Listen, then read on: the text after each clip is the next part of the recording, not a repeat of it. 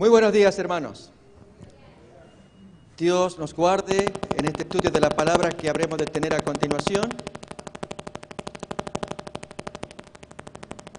Decirles que nos gozamos todos en el Día del Señor por reunirnos para escuchar la palabra de Dios, luego de haber presenciado la participación de los niños, escuchar un canto espiritual y también lo propio ahora que es escuchar la palabra de Dios. No sin antes, quiero expresar un saludo muy especial para quienes sean visitas o nos visitan quizás la primera vez en la iglesia. Decirles que el Señor los ama, que ha permitido que ustedes estén aquí en la casa de Dios. Por una u otra razón están acompañándonos. Y si tal vez no llegan a entender en plenitud el mensaje, no se preocupen, Dios los ama, porque el tema de hoy es una reprensión. Y en primer lugar es justo dirigirme a las visitas. Y ellas pueden decir, ¿por qué me tienen que retar a mí? No, el título del tema ya lo está diciendo. Embriagados pero no de vino.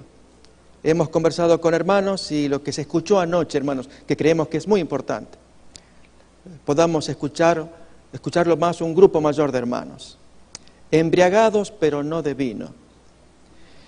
Vamos a abrir la palabra de Dios y ver cómo el Señor con amor nos reprende, y especialmente porque estamos orillando la eternidad, con más razón, mis hermanos. A medida que avance el tiempo debemos ser más, tener discernimiento, que cuando Dios nos habla, mientras nos acercamos al fin de las cosas, el Señor va a hablar más duro para que su pueblo cada vez tome más conciencia de una preparación más justa, correcta delante de Él. Isaías capítulo 29, leemos. Van a ser nuestros textos principales, la historia de Ariel. Ya vamos a mirar qué es eso. Pero antes, los textos 29, 9 y 10. Deteneos y maravillaos, dice el Señor a su pueblo. Ofuscaos y cegaos, embriagaos, pero no de vino. Tambalead y no de sidra, porque Jehová derramó sobre vosotros espíritu de sueño, y cerró los ojos de vuestros profetas, y puso velos sobre las cabezas de vuestros videntes.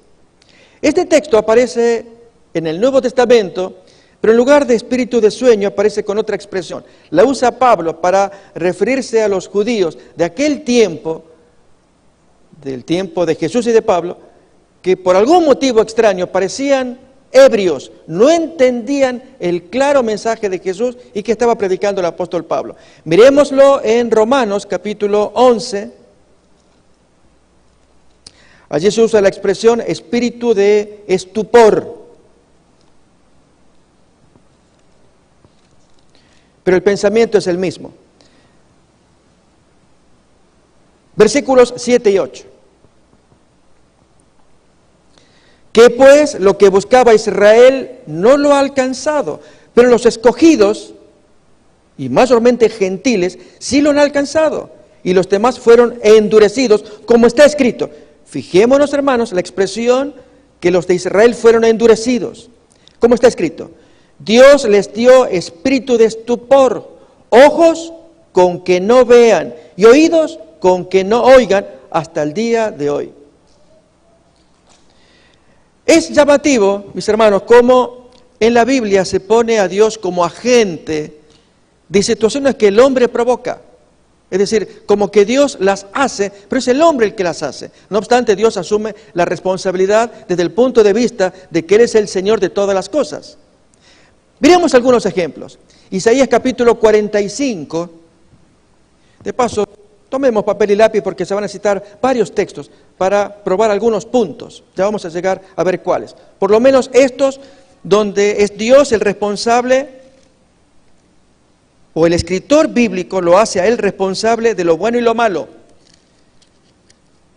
aunque es el hombre el que hace lo malo. Pero miremos 45 de Isaías, versículos 5 y 7. Yo soy Jehová y ninguno más hay, no hay Dios fuera de mí. Yo te ceñiré aunque tú no me conociste, que formo la luz y creo las tinieblas, que hago la paz, pero creo la adversidad. Yo Jehová soy el que hago todo esto. crea la adversidad? Sí, hermanos, fijémonos en Romanos capítulo 9, para que entendamos qué es eso que Dios envió espíritu de estupor o de sueño, para que no entiendan y estén borrachos, embriagados, pero no de vino, su pueblo, nada menos. Romanos capítulo 9,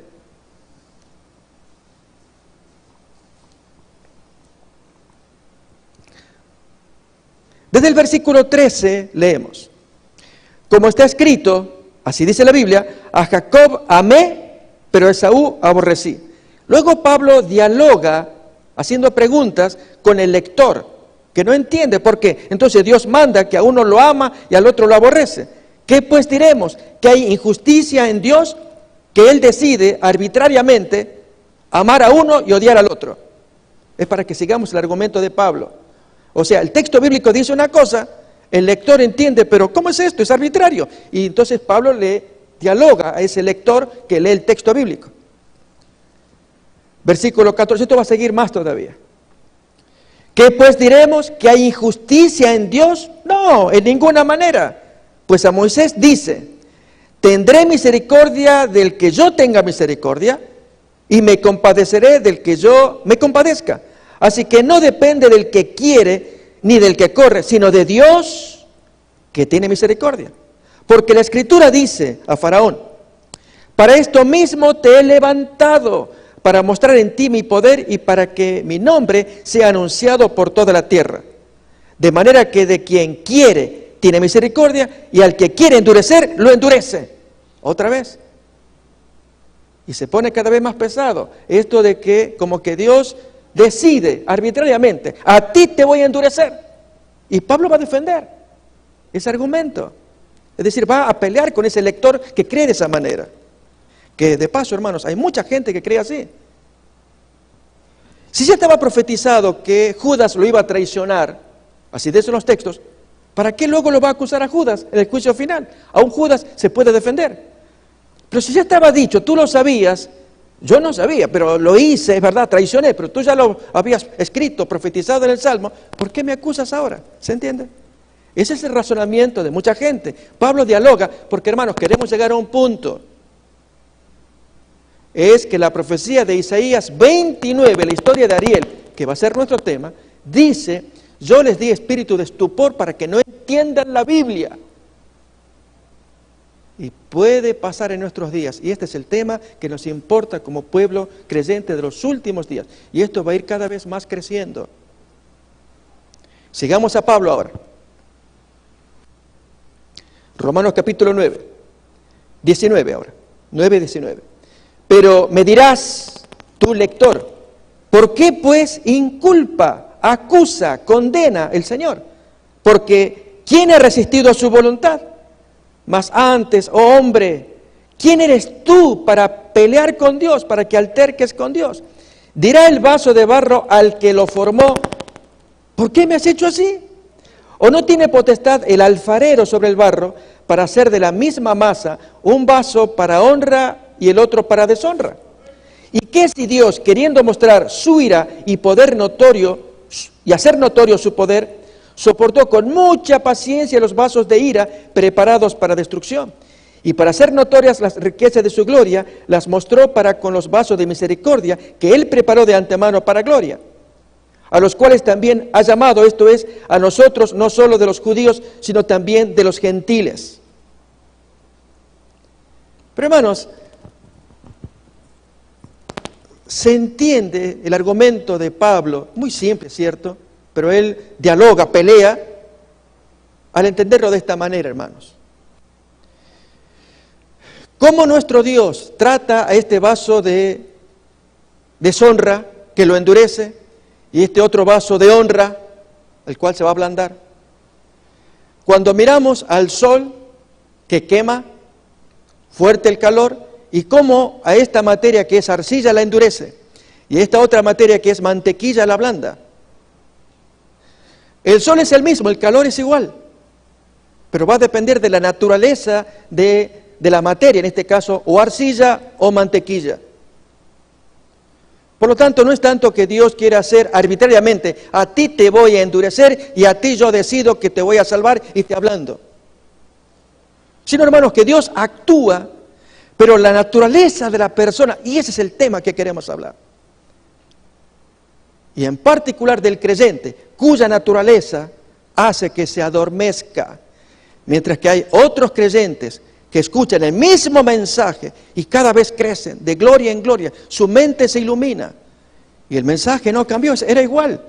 El problema estaba en la naturaleza o de este individuo o de este otro. Esa es la historia de Ariel. Vamos pues, hermanos, a Isaías capítulo 29 y averiguar qué pasó con esta historia y luego también ilustrarla con el servicio del santuario. Va a quedar más claro todavía allí. Isaías 29, versículo 1. Leemos. ¡Ay de Ariel, ciudad donde habitó David! Añadid un año a otro, las fiestas sigan su curso. Fíjense, hermanos, que la crítica que el Señor les va a hacer a esta gente, una ciudad llamada Ariel, es porque ellos dicen, las fiestas, el jolgorio, que siga su camino, sigamos, un año a otro, sigamos como estamos. ¿Pero qué es Ariel? Si bien Ariel tiene varios significados, uno es león de Dios, pero no es el tema acá, sino que es una ciudad, es la ciudad de David, al punto que más adelante en este capítulo se le va a llamar Monte de Sión. Pero va a quedar más claro cuando miremos esta palabra en otro lugar, en Ezequiel capítulo 43, versículos 15 y 16. Abrimos pues. Ahí aparece la palabra Ariel, pero tiene el significado que va a tener aquí en Isaías 29. Isaías 43, versículos 15 y 16. Varían las traducciones en nuestras Biblias, según la Biblia que tengamos. En la Reina Valera 60 leemos, el altar era de 4 codos y encima del altar había 4 cuernos. La palabra altar, ahí dice Ariel. Y el altar, otra vez, tenía 12 codos de largo y 12 de ancho, cuadrado a sus 4 lados. En verdad es el altar de sacrificio. Algunas Biblias traducen como la chimenea del altar o el fogón del altar. Es el altar de sacrificios. Allí donde se hacen sacrificios. Vayamos otra vez a Isaías 29.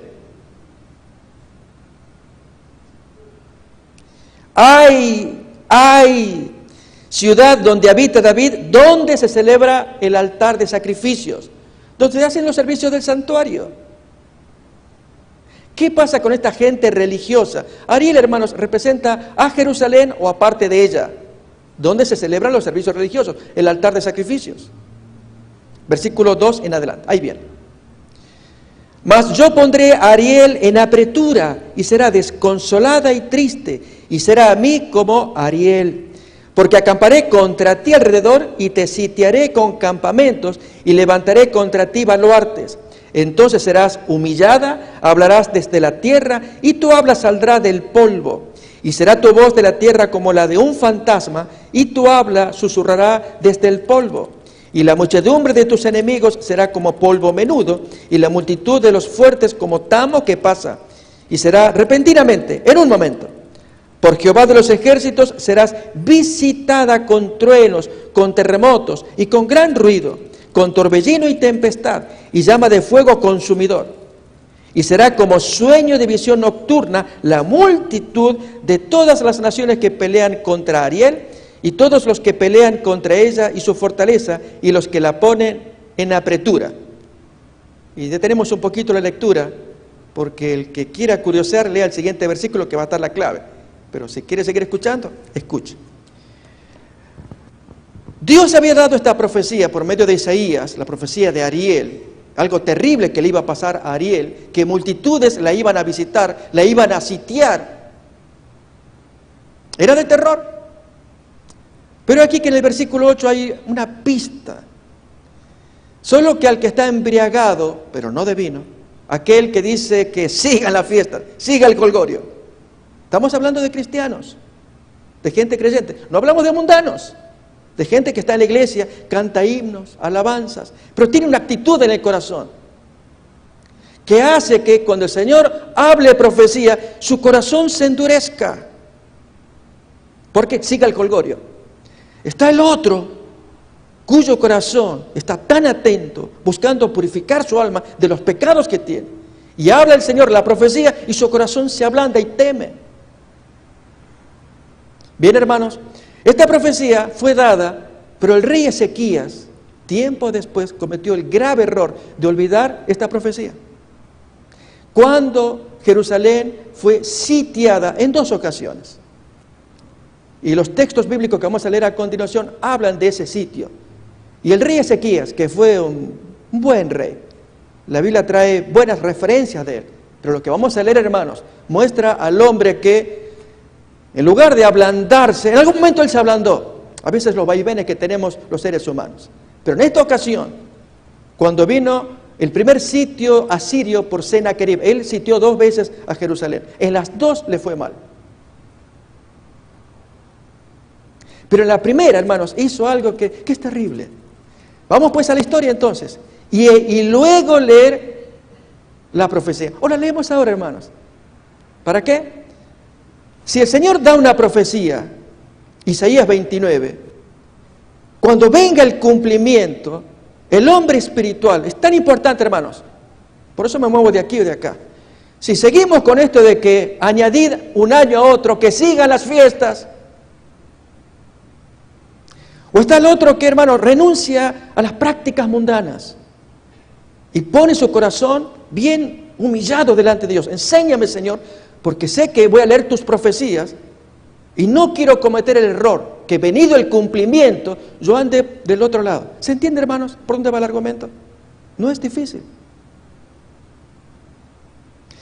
Y cuando veamos el cumplimiento de que Dios endurece, que envía espíritu de estupor, de sueño, que le está sellada la profecía, la Biblia, uno va a entender, hermanos, que no es tanto Dios que el que sella, soy yo el que me sello a mí mismo. ¿Por qué? Siga el colgorio. Veamos a Ezequías, ¿qué le pasó a él? Segundo libro de Reyes, capítulo 19.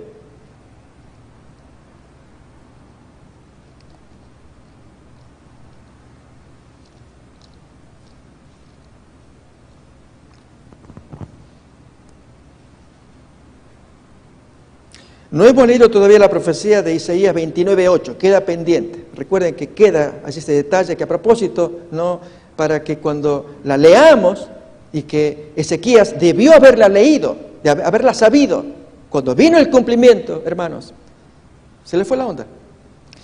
Isaías, segundo de Reyes 19, versículo 32 al 37, leemos cómo Dios protegió a su pueblo en los 2 sitios que causó Sennacherib. En el segundo le fue muy mal, los hijos lo mataron.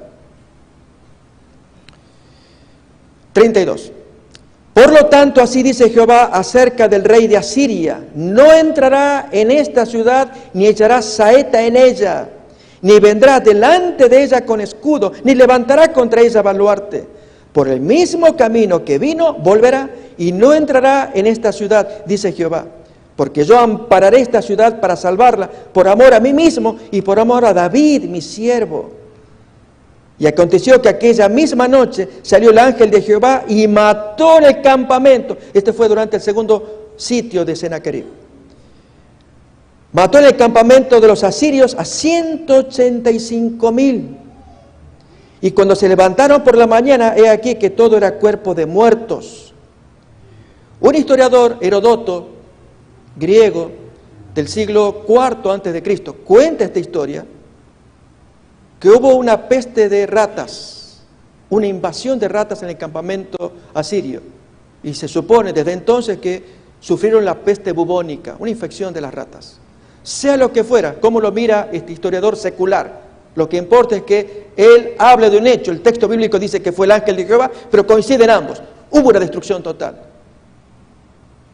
Con Dios, hermanos, por amor a sí mismo y a David, prometió cuidar al pueblo. Miren cómo termina este señor Sennacherib. 36 y 37. Entonces Sennacherib, rey de Asiria, se fue y volvió a Nínive, donde se quedó. Y aconteció que mientras él adoraba en el templo de Nisroch su dios, Adramelech y Sarecer sus hijos lo hirieron a espada y huyeron a tierra de Ararat. Y reinó en su lugar Esarhadón su hijo. Así le fue a este señor. Pero hermano, vamos a mirar ahora la profecía de Isaías 29:8, que quedó pendiente, para luego volver a Ezequías.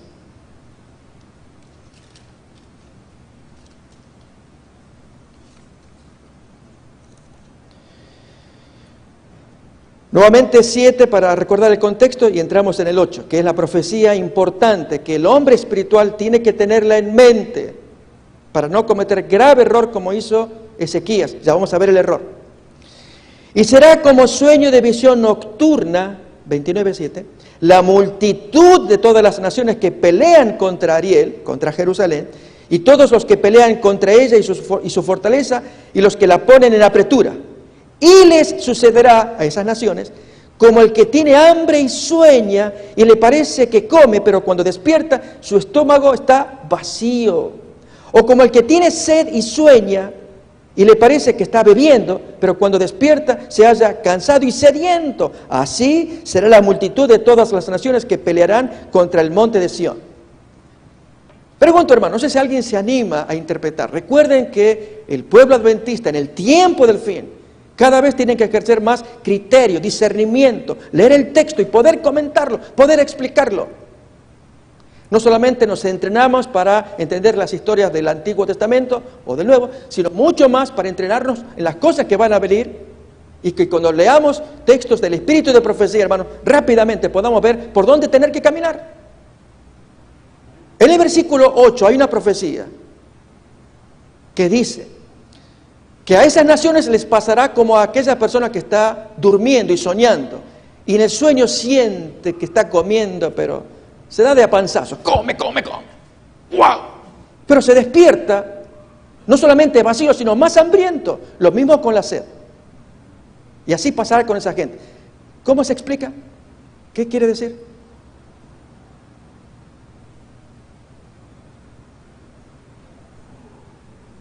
Muy bien, hermanos, estamos todos pensando cómo explicar la profecía. Y que se cumplió con este Sennacherib, que sitió y ¡wow! El botín que tengo. 185,000 soldados allí, todos, apúrense, prepárense todos. Esta Jerusalén o Ariel es nuestra. Y hermanos, en ese tiempo del asedio, que fueron 2, Ezequías cometió un error. Ya vamos a mirar. Pero antes, expliquemos la profecía de 29:8, la del sueño. Y entonces que aquí esta población es nuestra, el botín y todo. Eso fue un sueño. ¿Y luego qué pasó? Se despertó y no había nada. Quedó más hambriento. Lo mismo con la sed. Estoy sediento, allí hay oasis, líquidos, a beber todos. Se despierta y ¿qué hay? Nada. No solamente nada. Hay un dolor de estómago, de hambre, de sed. Está peor. ¿Se entiende ahora, hermanos? Se cumplió. Pero ¿qué hizo el rey Ezequías? Embriagado, pero no de vino. Necio. Cuando vino el sitio de Sennacherib, la primera pregunta que hago, hermanos, la profecía de Ariel, Isaías 29, y el sitio de Sennacherib, ¿cómo van en el tiempo? ¿Cuál es primero? ¿Es el sitio de Sennacherib primero, luego va la profecía de Ariel? ¿O va primero la profecía de Ariel y luego el sitio de Sennacherib? Primero la profecía. Así, hermanos, aunque no nos dice el año, pero para entender, vamos al comentario bíblico y nos va a explicar. Primero la profecía. Cuando viene el cumplimiento, allí, hermanos, el discernimiento. Pero el que está embriagado no lo va a poder discernir.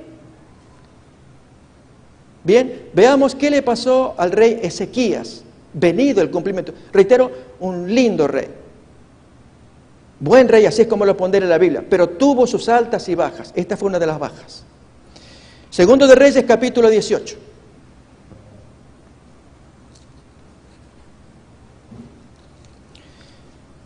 Versículo 14 en adelante.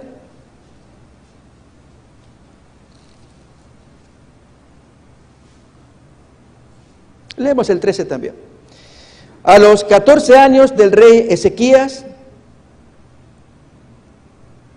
Hermanos, para que ustedes vean, por ahí vuestro servidor dice las palabras, pero ustedes afirmen textos. Miren cómo Dios o el historiador sagrado define a Ezequías.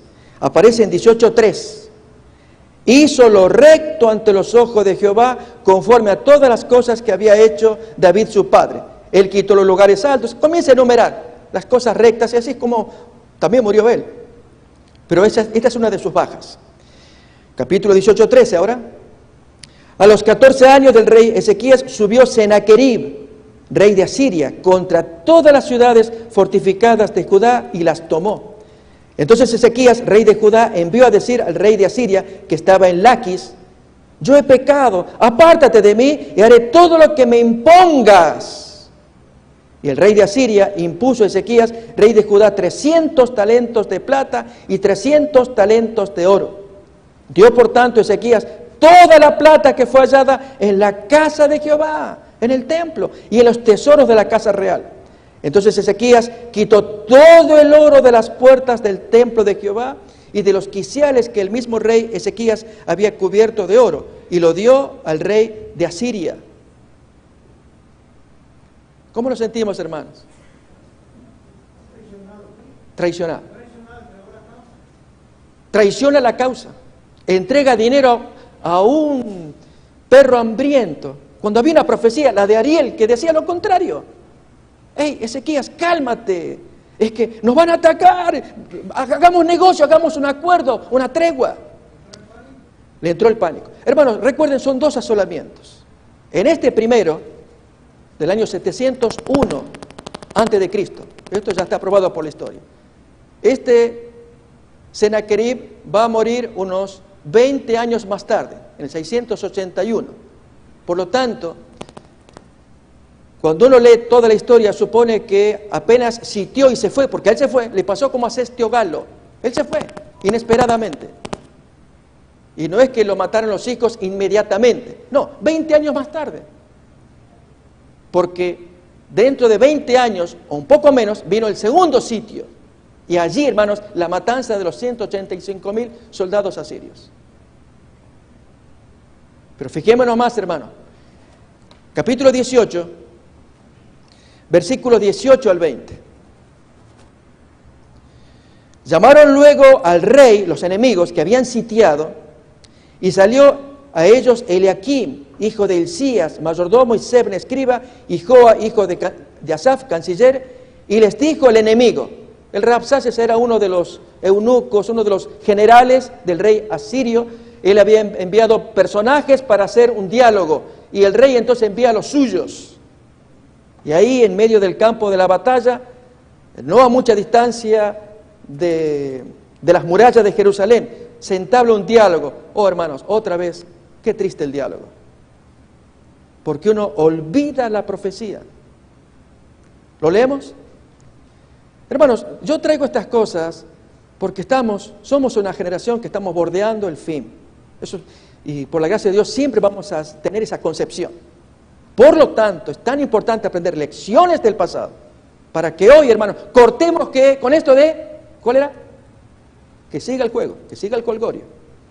No, hermanos, porque eso hace que nuestra mente se cierre. No percibimos la voz de Dios como lo percibirán otros hermanos que se humillan su corazón, que oran, confiesan su pecado, lo abandonan.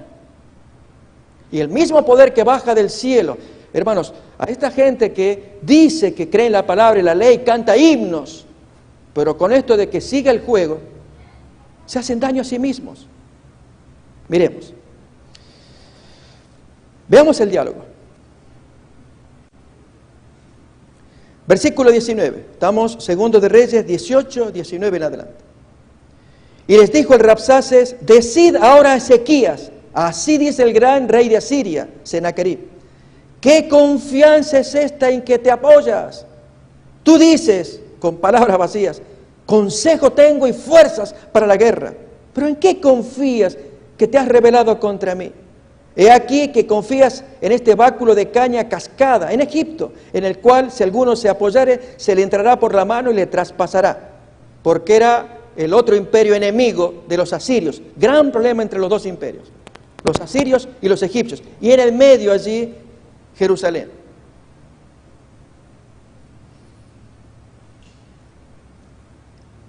Tal es Faraón, rey de Egipto, para todos los que en él confían. Y si me decís, nosotros confiamos en Jehová, nuestro Dios, ¿no es este aquel cuyos lugares altos y altares ha quitado Ezequías y ha dicho a Judá y a Jerusalén, delante de este altar adoraréis en Jerusalén para Jehová?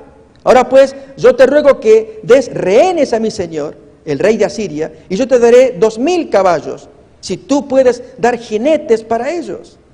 O sea, yo tengo abundancia de ejército, dame algo, te voy a mostrar, yo tengo mucho. ¿Qué clase de Dios es el tuyo en el cual tú confías, Ezequías?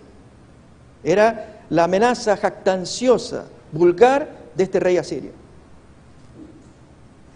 ¿Cómo pues podrás resistir a un capitán, al menor de los siervos de mi señor, aunque estés confiado en Egipto con sus carros y su gente de caballo?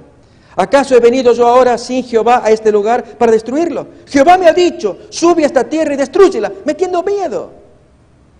Si Jehová en Ariel dijo, ¿qué cosa dijo? Lo del sueño. Es al revés. Así que era usar palabras para que el rey se intimidara. Entonces dice Eliakim, aquí viene hermanos, lo triste.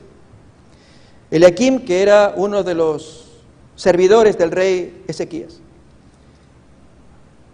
Y también los otros que le acompañaban le dicen al Rabsaces, te rogamos que hables a tus siervos en arameo, porque nosotros lo entendemos, nos estás hablando en hebreo.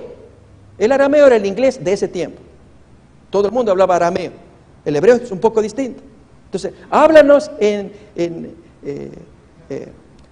otra vez leemos. Te rogamos que hables a tus siervos en arameo, porque nosotros lo entendemos también, el inglés. Y no hables con nosotros en lengua de Judá a oídos del pueblo que está sobre el muro. O sea, no nos hables en hebreo. ¿Se entiende? ¿Qué hace el Rabsaces? Me ha enviado mi Señor para decir estas palabras a ti y a tu Señor, y no a los hombres que están sobre el muro, expuestos a comer su propio estiércol y beber su propia orina con vosotros. Entonces el Rabsaces se puso en pie y clamó a gran voz en lengua judía, y habló diciendo y todo lo que viene. Hermanos, meter miedo. ¿Qué hizo entonces el rey Ezequías?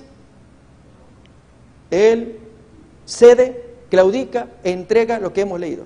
Dinero del templo para calmarlo, en lugar de buscar a Dios.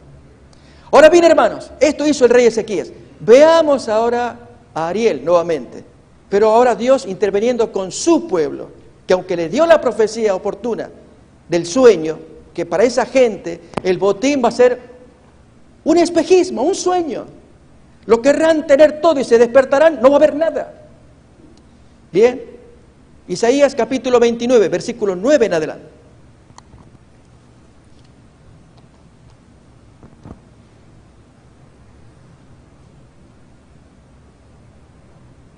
Deteneos y maravillaos, ofuscaos y cegaos, embriagaos y no de vino, tambalead y no de sidra, porque Jehová derramó sobre vosotros espíritu de sueño y cerró los ojos de vuestros profetas y puso velos sobre las cabezas de vuestros videntes. Y os será toda visión como palabras de libro sellado, el cual si dijeren al que sabe leer y le dijeren, lee ahora esto, él dirá, yo no puedo porque está sellado.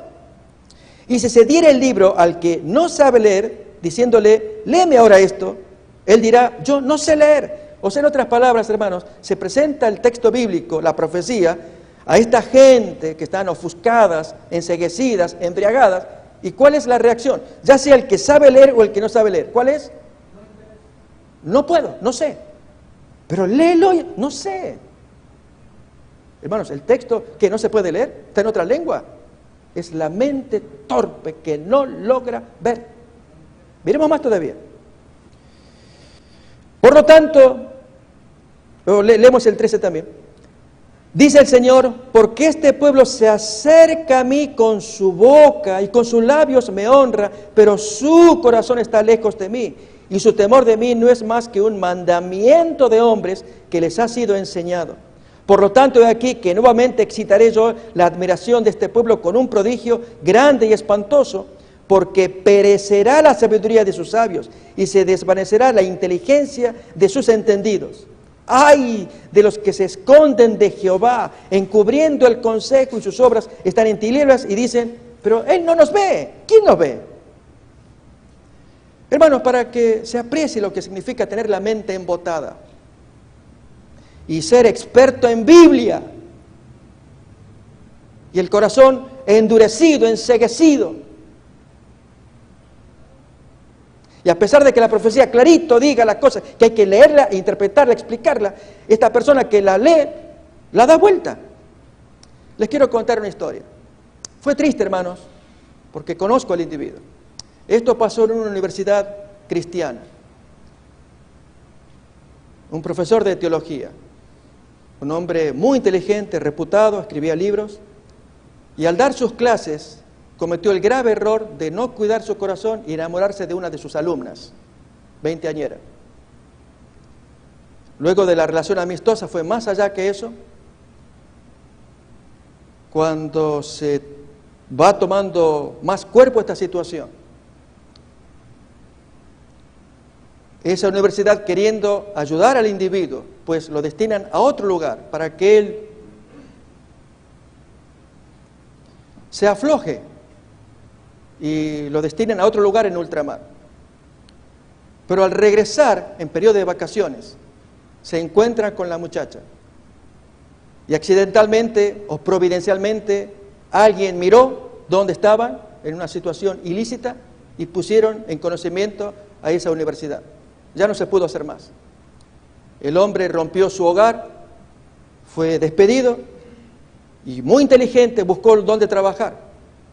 Él fue desglosado también y se metió con una universidad católica y allí enseñaba para sobrevivir, pero seguía en su relación pecaminosa. No dejó a esa muchacha 20añera. Pero aquí que, hermanos, esto no termina ahí. El hombre comienza a escribir y publica en internet material contra las doctrinas que él creía en su primera ocasión, en su primer tiempo, donde él enseñaba. Ahora publica todo al revés.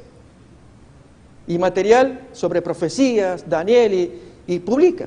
Y como era inteligente, sus argumentos evangélicos.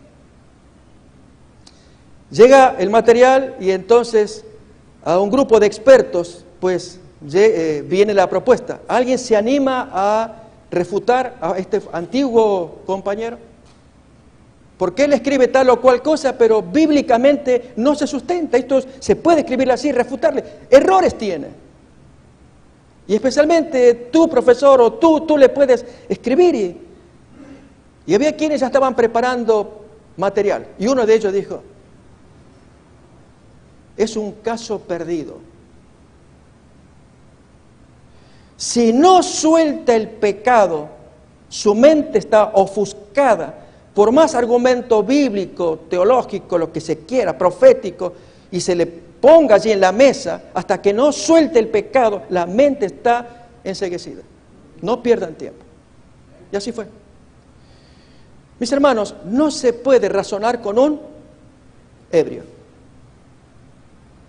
Alguna vez, en una sociedad de jóvenes, en una iglesia, yo estaba aquí parado dando un tema, y entró un alcohólico. Y tambaleándose, pues llega hasta el primer asiento. Y siguió la reunión, pero ya el hombre me hacía preguntas directas. Y lógicamente, hermano, yo seguía hablando hasta que luego respondí algo, pero él quería más preguntas. Y los diáconos, muy amables, pues le buscaron la salida. No, yo me quiero quedar, quiero que me responda. ¿Había que responderle? No. Hasta que él se quitara su estupor, volviera a su vigilia, a su conciencia normal, y entonces sí, dialogar, pero en ese estado no.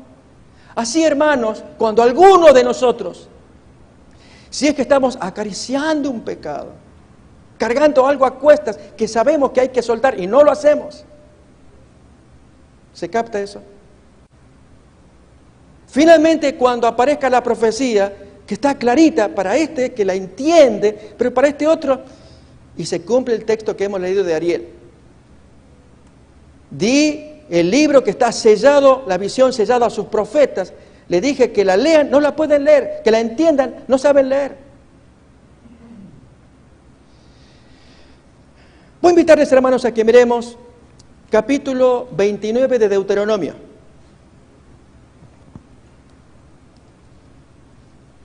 Para ya luego de ello meternos a una historia que tiene que ver con nuestros tiempos. Deuteronomio capítulo 29, versículos desde el 2 al 4.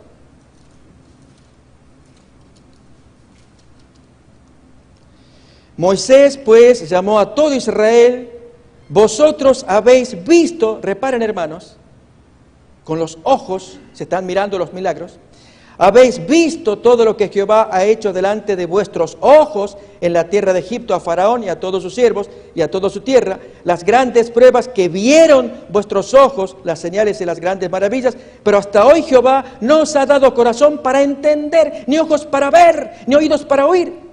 Pero eso está contradictorio. No diga que vieron, y el texto luego dice, pero Jehová no les ha dado ojos para ver. No, pero yo lo estoy viendo. No, tú no lo estás viendo. Porque, hermanos, hay cosas físicas que las podemos mirar físicamente, pero hay otras que son espirituales, que solamente se disciernen espiritualmente. Y es el caso que vamos a estudiar a continuación. Hermanos, la doctrina del santuario, y sirva esto como la segunda historia. La de Ariel es la primera, la de que vamos a escuchar ahora es la segunda. Es tan importante entenderla, la doctrina del santuario. Y algunos dicen, pastor, si es algo que estamos escuchando, que hay que entender la obra de Cristo en el santuario, allí en el lugar santísimo, frente al arca, los 10 mandamientos. Hermanos, voy a darles mi opinión. En mi caso, mi énfasis no es tanto allí. Es tanto que en el día de expiación se dice que el pueblo tiene que estar sumamente afligido mientras se realiza una obra allá. En el tipo, en el antitipo, mientras se realiza una obra allá, siga el jolgorio. ¿Se capta? Ese es el problema, hermanos.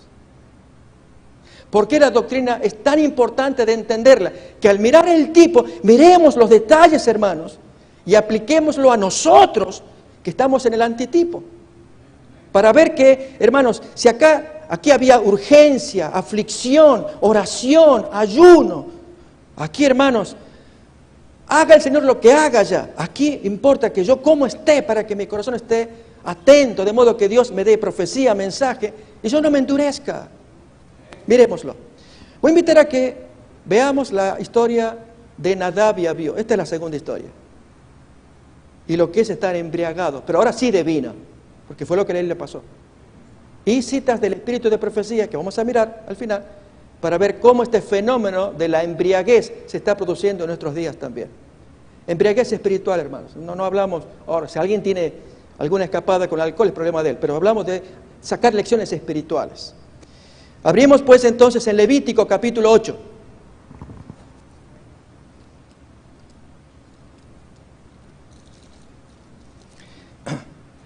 Miremos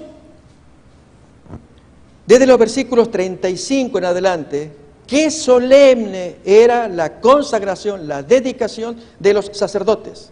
Capítulo 8. Capítulo 9, cuando se van a hacer los sacrificios. Vamos a ver unos poquitos versículos. Capítulo 10, siga la fiesta. Levítico 8, 35, leemos. A la puerta, pues, del tabernáculo de reunión estaréis día y noche por 7 días. Fíjese que esa es la orden que Dios les da a Aarón y a sus 4 hijos. Solemne. No salgan de allí, háganme caso. ¿Por qué? Dice después. Y guardaréis la ordenanza delante de Jehová para que no muráis, porque así me ha sido mandado. Le dice Moisés a su hermano y sobrinos. Y Aarón y sus hijos hicieron todas las cosas que mandó Jehová por medio de Moisés.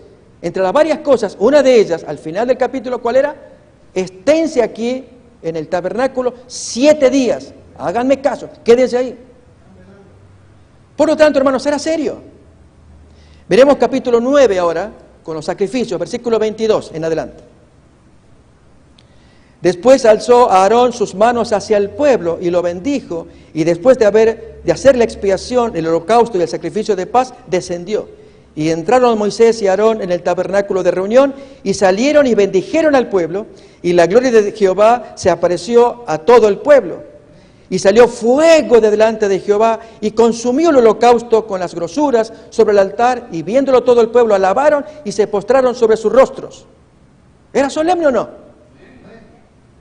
Capítulo 10. Siga la fiesta. Hermanos, cuando pasa eso es porque uno perdió discernimiento. Es el caso de Nadab y Abiú, que se embriagaron, en serio. El texto nos va a contar que ellos estaban borrachos para hacer lo que hicieron. Nadab y Abiú, hijos de Aarón, tomaron cada uno su incensario y pusieron en ellos fuego, sobre el cual pusieron incienso, y ofrecieron delante de Jehová fuego extraño que él nunca les mandó. Y salió fuego de delante de Jehová y los quemó, y murieron delante de Jehová. Entonces dijo Moisés a Aarón: esto es lo que habló Jehová diciendo: en los que a mí se acercan me santificaré, y en presencia de todo el pueblo seré glorificado. Y Aarón se tuvo que callar. Hermanos, para hacer más breve la historia, era tan solemne el momento previo, capítulo 8, capítulo 9, que en el capítulo 10, estos jóvenes embriagados cometieron el grave error. Se habrán vestido de sacerdotes. Entraron allí vestidos de ropa de ornamento del santuario. Acordémonos de esa expresión. Pero entontecidos. Y cuando ellos hacen el servicio, un servicio que Dios no les pidió, sale un fuego que los quema y órdenes de parte del Señor. Una de ellas, a Aarón y a los dos hijos restantes, de los 4 que tenían. Ustedes no lloren, ustedes guarden silencio, que toda la gente haga duelo, que todos lloren y hagan todos los servicios, allí llama a parientes, saquen esos cuerpos y entiérrenlos, pero ustedes guarden silencio. Era duro, hermanos, para un papá, guardar silencio. Duro para los hermanos que vieron esto y no poder decir nada. Pregunto, ¿era razonable? Recuerden, hermano, estamos acá, este hombre enceguecido, embriagado, y el hombre que discierne. ¿Es razonable? ¿De qué lado nos pondríamos? De este lado. Pero hay que explicarlo. Alguien diría: no, pastor, discúlpeme, yo me pongo acá, no entiendo. Si pasó eso y le pidieron silencio, que incluso debían guardar silencio, si no morirían también. ¡Wow! ¿Qué es eso? Acá el hermano dice: yo me pongo de acá, yo entiendo. Bueno, hermanos, es verdad, es duro, pero no es difícil de entender. Y es que el pueblo estaría observando a Aarón y a sus 2 hijos restantes, que en la forma en cómo ellos reaccionaban, aprobaban o no a Dios. Si ellos manifestaban una queja, una molestia, de Dios, imagínense un papá, ¿comprensible o no? Claro. Pero si manifestaba eso, hermano, la gente observaba. Entonces Aarón no está de acuerdo con el juicio de Dios. Y si no está de acuerdo, está a favor de los hijos borrachos. Hermanos, eso Dios no lo podía permitir. Necesitaba que su gente, los que trabajaran con él, asumieran la forma en cómo Dios veía las cosas. Qué importante, hermanos, poder discernir. Fíjese ahora en el capítulo 16, aparecen los jóvenes nuevamente, Nadab y Abiú. Levítico 16, y entonces luego la aplicación para nuestros días. Versículo 1 y luego el 29 al 31. Habló Jehová a Moisés después de la muerte de los 2 hijos de Aarón, cuando se acercaron delante de Jehová y murieron. Y Jehová dijo a Moisés. Pregunto, hermanos, el capítulo 16, ¿de qué trata? Ahí en sus Biblias tienen seguramente algún título. El día de expiación. Por lo tanto, es la explicación del gran día, soberano día de expiación. Conocemos, hermanos, mayormente, pero el detalle que quiero remarcar es la actitud del pueblo en el día de expiación. Versículo 29 al 31. Y esto tendréis por estatuto perpetuo, en el mes séptimo, a los 10 días del mes, afligiréis vuestras almas, y ninguna obra haréis, ni el natural ni el extranjero que mora entre vosotros. Porque en este día se hará expiación por vosotros, y seréis limpios de todos vuestros pecados delante de Jehová. Y día de reposo es para vosotros, y afligiréis vuestras almas, es estatuto perpetuo. Leo más todavía, hermanos, en el capítulo 23 de Levítico, cuando habla del día de expiación, el detalle de la solemnidad, que es lo que queremos remarcar. 23, 27. A los 10 días de este mes séptimo será el día de expiación. Tendréis santa convocación y afligiréis vuestras almas y ofreceréis ofrenda encendida a Jehová. Ningún trabajo haréis en este día, porque es día de expiación para reconciliaros delante de Jehová vuestro Dios. Porque toda persona que no se afligiere en este día. Hermanos, si en el tipo del día de expiación y de los servicios, Dios está pidiendo que se hagan las cosas, háganlo así, háganlo así, háganlo así. Nadab y Abiú no lo hicieron, se confiaron por la bebida alcohólica literal que ellos tomaron. Si esto ocurrió en el tipo, pregunto, en el antitipo, que es el cumplimiento de aquellos símbolos, hoy en nuestros días, ¿se va a disminuir o es igual? Diría más, hermano, es más que igual, está un poquito más arriba que igual. Bien, permítame, hermanos, compartir algunas citas del Espíritu de Profecía. Y con esto concluimos. Conflicto de los siglos, página 477. El pueblo, hablando del pueblo milerista, no estaba aún preparado para ir al encuentro de su Señor. Todavía le quedaba una obra de preparación que cumplir. Debía serle comunicada una luz que dirigiría su espíritu hacia el templo de Dios en el cielo. Y pregunto, hermanos, si ahora la atención hay que girarla al templo. Hay varias razones. Yo señalé una, que es la mía personal. ¿Cuál sería la motivación por la que Dios quería que el pueblo ahora, mientras esperaba la segunda venida, Dios le dice, no. Antes que ustedes hablen de segunda venida, quiero que miren el templo. ¿Para qué, hermanos?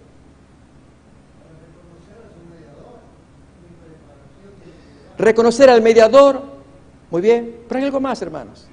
Es que tú ves el templo, estúdialo según el modelo que yo te dejé acá. Tú míralo allá en el modelo y ahí sí vas a ver qué pasa allá. Y en el modelo, tú te puedes detener en el altar de sacrificio, el candelabro, el altar de oración, el cofre de la ley, la tabla de los días. Hermano, está bien. Pero el detalle que quiero enfatizar, hermanos, es, fíjate al pueblo cómo está, afligiendo su corazón. Así quiero, dice el Señor, que estén ustedes mirando al templo, afligiendo su alma, mientras predican la segunda venida. Miremos. Debía serle comunicada una luz que dirigiría su espíritu hacia el templo de Dios en el cielo, y mientras siguiera allí por fe a su sumo sacerdote en el desempeño de su ministerio, se le revelarían nuevos deberes. Había de darse a la iglesia otro mensaje de aviso e instrucción. El profeta dice, ¿quién es capaz de soportar el día de su advenimiento? ¿Y quién podrá estar en pie cuando Él apareciere? Porque será como fuego del acrisolador, como el jabón de los bataneros, pues que se sentará como acrisolador y purificador de la plata, y purificará a los hijos de Leví, y los afinará como el oro y la plata, para que presenten a Jehová ofrenda en justicia. Los que vivan en la tierra cuando cese la intercesión de Cristo en el santuario celestial, deberán estar en pie en la presencia del Dios Santo sin mediador. Sus vestiduras deberán estar sin mancha, sus caracteres purificados de todo pecado por la sangre de la aspersión. Por la gracia de Dios y sus propios y diligentes esfuerzos deberán ser vencedores en la lucha con el mal. Mientras se prosigue el juicio investigador en el cielo, mientras que los pecados de los creyentes arrepentidos son quitados del santuario, debe llevarse a cabo una obra especial de purificación, de liberación del pecado entre el pueblo de Dios en la tierra. Por lo tanto, hermanos, podemos seguir con la idea de, ¿cuál era? siga el jolgorio. Se logra ver, hermanos, qué intensa es la reverencia que Dios está pidiendo. Lo vamos a ver más. Segunda cita. También conflicto de los siglos, 483.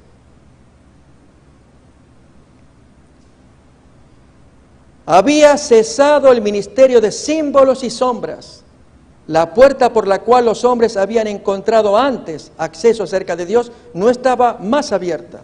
Los judíos se habían negado a buscarle de la sola manera en que podía ser encontrado entonces por el sacerdocio en el santuario del cielo. No encontraban por consiguiente comunión con Dios. La puerta estaba cerrada para ellos. No conocían a Cristo como verdadero sacrificio y único mediador ante Dios. De aquí que no pudieran recibir los beneficios de su mediación. Hermanos, es tan importante que así como los judíos ya no tenían más camino, ya los sacrificios habían cesado, solamente reconocer a aquel a que habían negado era el único camino. Así nosotros, hermanos, si no estamos en comunión con Jesús, ahora hagámoslo. Es nuestro abogado. Si hemos llevado ese estilo de siga el jolgorio, ustedes me entienden con esa expresión. Ahora es retenernos, humillarnos. Y ahora la cita que sí quiero compartirles, hermanos. Y nos va a hacer acordar a Nadab y Abiú. No está lejos el tiempo cuando toda alma será probada. Esto es Testimonios, tomo 5 para la iglesia, página 76. No está lejos el tiempo cuando toda alma será probada. No nos querrá imponer, se nos querrá imponer la marca de la bestia. Para aquellos que han ido cediendo paso a paso a las exigencias del mundo, o sea, ¿cuál era? Siga la fiesta. Acá lo dice de otra manera. Para aquellos que han ido cediendo paso a paso a las exigencias del mundo y se han acomodado a sus costumbres, no será cosa difícil ceder ante las autoridades dominantes antes que someterse al escarnio, a los insultos, a la amenaza de encarcelamiento y a la muerte. La contienda es entre los mandamientos de Dios y los mandamientos de los hombres. En ese tiempo el oro será separado de la escoria en la iglesia. ¿Dónde, hermanos? Aquí entre nosotros. La verdadera piedad se diferenciará claramente de la imitación y oropel de la misma. Muchas de las lumbreras que hemos admirado por su resplandor se disiparán en la oscuridad. Y a mí me ha pasado con este profesor que conozco, del cual cité, una mente brillante, pero tan humano como tú, varón, y como yo, varón, que no ejercer control ante una tentación. Y la lumbrera se apaga. Cual nube, el tamo será llevado por el viento aún en los lugares donde solo vemos sembrados de hermoso trigo. Y reparemos, hermanos, todos los que lucen los ornamentos del santuario, pero que no están vestidos de la justicia de Cristo, serán vistos en la vergüenza de su desnudez. Hermanos, podemos conocer del santuario. Pastor, de un seminario del santuario, yo quiero entender el macho cabrío, el otro macho cabrío también. Y Azazel, ¿usted lo puede explicar? Y la sangre y los cuernos, yo quiero ver detalles. Podemos estar vestidos de las vestiduras del santuario, pero si estamos desprovistos de Cristo, hermanos, todo se va a lucir, la desnudez saldrá a luz. ¿Se entiende, hermanos? ¿Podemos hoy reconsagrarnos? Quiero invitarles, hermanos, vamos a orar que este mensaje de embriagados, pero no de vino, no nos llegue a afectar a nosotros, porque en lugar de estar de este lado, estamos del otro, donde nos humillamos, atravesamos el tiempo del día de la expiación, afligiendo el alma, que así era el tipo, el modelo. Así lo pasamos hoy, hermanos, afligiendo el corazón, confesando los errores que tengamos, el pecado, la diferencia, cuánta cosa que podemos tener entre nosotros, reconocerlo y abandonarlo.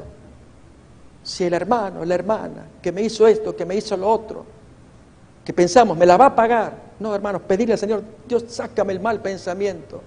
Quiero limpiar esta mente cochambrosa que tengo. Hazme limpio. ayúdame a perdonar, limpia mi corazón. ¿Les parece, hermanos? Voy a invitarles a que nos arrodillemos todos y tengamos una oración de reconsagración.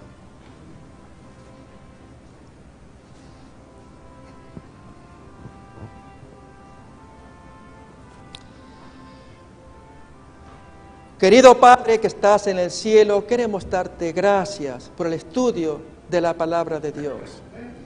Gracias, Señor, por entender mejor qué es lo que pasó con Ariel, aquella ciudad de David, Jerusalén, a la que le había llegado la apretura, pero la profecía decía que los enemigos no triunfarían.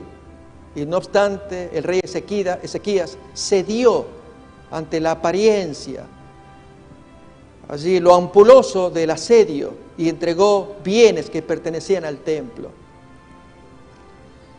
Así él, enceguecido, como también Nadab y Abiú en sus días, nos dan la grave lección de que podría pasar con nosotros si seguimos con aquella actitud de siga la fiesta. Oh querido Padre, pedimos perdón por nuestros pecados. Ayúdanos a entender qué significa que aflijamos el corazón durante este tiempo del juicio investigador. Que así como ordenas, tanto en Levítico 16 como en Levítico 23, que los corazones se humillen, se aflijan, porque el Señor está pasando revista de cada historia. Que así en este tiempo tengamos reverencia, conciencia, y modifiquemos nuestra conducta si ha estado desviada. Oh querido Padre, pedimos tu bendición para cada uno de los hermanos. Rogamos la unción del Espíritu Santo y lo agradecemos en el nombre de Jesús. Amén. Amén.